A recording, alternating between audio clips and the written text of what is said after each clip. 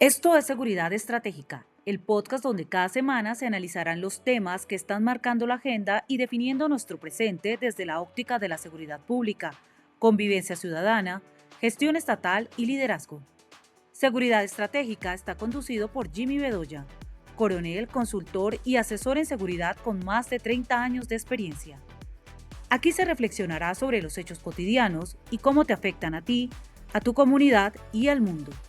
Prepárate para descubrir nuevas perspectivas, cuestionar lo establecido y mantenerte al día con los temas de interés en seguridad. Comencemos. Hola, soy Jimmy Bedoya y esto es Seguridad Estratégica, un espacio para entender la seguridad más allá de las cifras y los uniformes. En este episodio número 19 quiero invitarte a imaginar algo sencillo, pero poderoso. ¿Qué pasaría si pensáramos en nuestro país como en una casa? Una casa donde no basta con embellecer el techo si el piso se nos desmorona. Hoy hablaremos de esa base silenciosa pero fundamental. La seguridad como necesidad humana, no solo como política, sino como experiencia cotidiana, como derecho que nos toca en la piel, en la mente y en el alma. Quédate porque esto no es un análisis técnico más, es una conversación que nos toca a todos. Seguridad, una necesidad fundamental. Imaginemos por un instante que un país es como una casa. No importa cuán grandes sean sus ventanas o cuán alto sea su techo, si sus cimientos son débiles, puede derrumbarse. Hemos intentado levantar esa casa sobre bases inestables, sin reconocer que la seguridad no es en sí misma una meta de desarrollo estatal, sino la condición previa. No es un lujo, es un derecho elemental.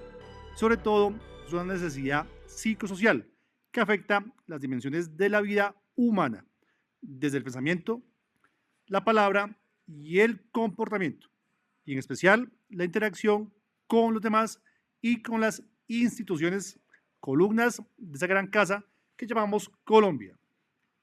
Así, la seguridad se transforma en algo tan esencial como el alimento, el agua o el sueño. Esta no es una metáfora ni una exageración. Abraham Maslow lo formuló con claridad en su jerarquía de necesidades humanas para destacar que sin seguridad el ser humano no puede avanzar hacia el amor, el conocimiento, la creatividad o la autorrealización. Aunque en política se siga reduciendo a cifras de homicidios o número de patrullas, en la vida real la seguridad se traduce en algo más íntimo. Poder caminar con tranquilidad, confiar en el otro, criar a los hijos sin temor o dormir sin sobresaltos. En nuestro contexto, ese derecho básico es vulnerado históricamente. Deja una secuela transmitida de generación en generación. La persistencia del temor como condición de vida. El miedo constante, aunque invisible, desgasta, enferma, condiciona. Sigmund Bauman, en su libro Miedo líquido, advierte que la modernidad líquida, las amenazas son cada vez más difusas e impredecibles y por eso más angustiosas. Ya no es solo el peligro concreto lo que nos paraliza, sino la sospecha incesante de que algo nos puede pasar. Vivir así es vivir a medias. El impacto psicológico de esta inseguridad no es un tema menor. Bruce Perry, psiquiatra infantil y experto en neurodesarrollo, ha documentado cómo los entornos inseguros, incluso sin violencia física directa, pueden alterar la arquitectura cerebral, en especial en los niños. El estrés crónico genera un estado de alerta constante que impide desarrollar vínculos de confianza y afecta funciones cognitivas superiores como la atención, la memoria o el razonamiento. En otras palabras, un niño que crece con miedo no solo pierde la tranquilidad, pierde capacidad de aprender, de crear y de proyectar su vida. Por su parte, los adultos expuestos a contextos de alta incertidumbre, como barrios controlados por bandas criminales, fronteras invisibles, zonas rurales abandonadas, mujeres víctimas de agresiones o aquellas que deben modificar sus rutinas para evitarlas, entre otros aspectos, también padecen los efectos del miedo sostenido, como la ansiedad, retraimiento social, agresividad defensiva, desasosiego y pérdida de fe en el futuro. ¿Cómo puede florecer una sociedad bajo esas condiciones? La respuesta es clara, no puede. Sin seguridad, se debilita la cohesión social, se rompe el tejido comunitario y se erosiona la confianza entre ciudadanos y hacia el Estado. A una democracia le es difícil sostenerse en ciudadanos que vivan a la defensiva. El miedo prolongado disminuye la participación, acalla la voz crítica, limita la cooperación y da origen a una amenaza silenciosa y profunda. Entonces, ¿por qué continúa abordándose la seguridad como un asunto puramente técnico, reactivo y desconectado de la vida emocional de las personas?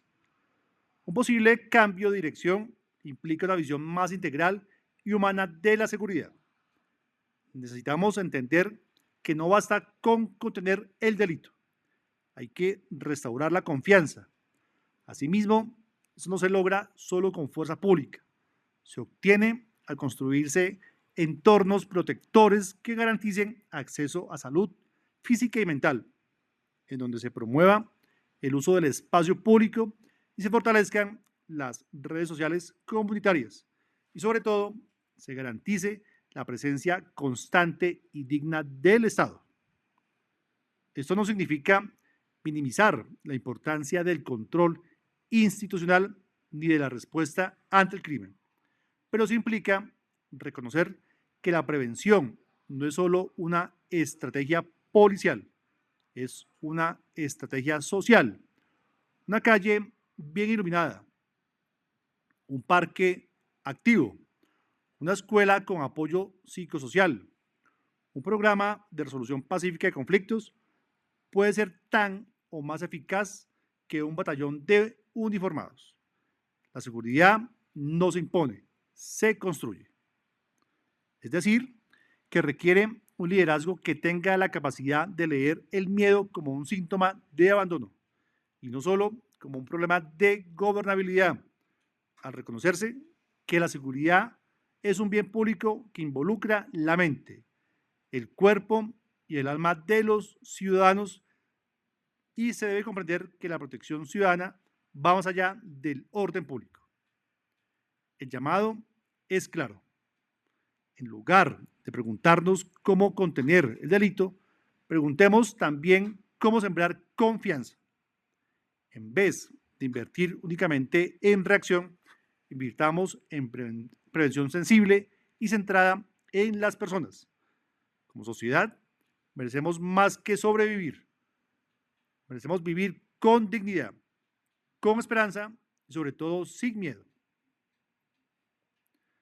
En nuestra casa grande, donde recibimos cerca de 50 millones de personas, podemos inventar una nueva narrativa de seguridad, una que abrace la complejidad del ser humano al entenderse el miedo como un llamado a cuidarnos y no solo a controlarnos, y que haga de la protección integral un proyecto compartido de país. La seguridad, como lo señaló Maslow, es la base misma de nuestra humanidad. Y sin humanidad no hay futuro estable.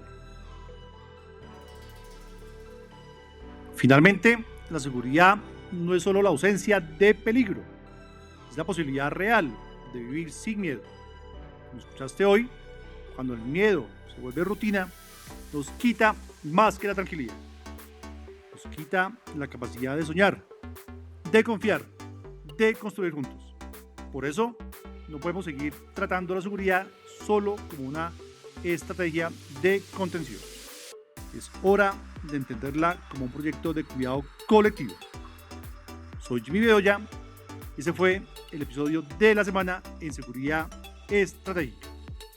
Si este contenido te dejó pensando o sintiendo, compártelo, porque el cambio empieza cuando transformamos la conversación. Nos vemos en el próximo episodio, pero te dejo esta pregunta. ¿Qué estás haciendo tú para que otros puedan vivir sin miedo?